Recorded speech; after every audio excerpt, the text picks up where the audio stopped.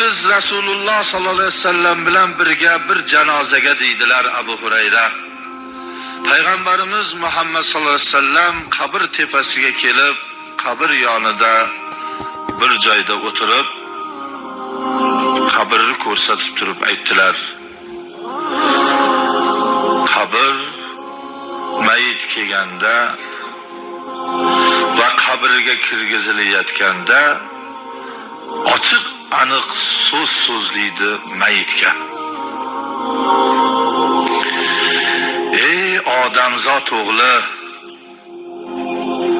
meni unutib yuboruvding-a? Ko'rga kirishingni esingdan chiqarib yuboruvding. Bilmaganmiding bu yakka yolg'iz yotadigan uy ekanligini? Esingdan chiqazganmiding bu g'arib uyligini? Esingdan chiqazuvmiding bu vahshatlik uyligini? Esingdan chiqazganmiding bu qurt qimirsqaga to'la uyligini? Esingdan chiqazganmiding bu tor uyligini? Magaram Alloh keng qilsa keng bo'lishligini.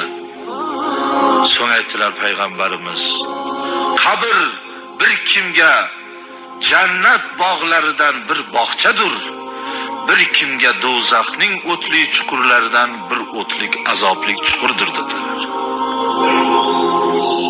Ha birodarlar, ko'p odam go'rdidan esdan chiqarib qo'yadi. Go'rni esdan chiqazmasa, ko'zingizni lo'qqa yitirib aldab harom mol oladimi? Xiyonat qiladimi? Takabburlik qilib birovni so'kadimi? Ig'vo g'iybatlarni qiladimi?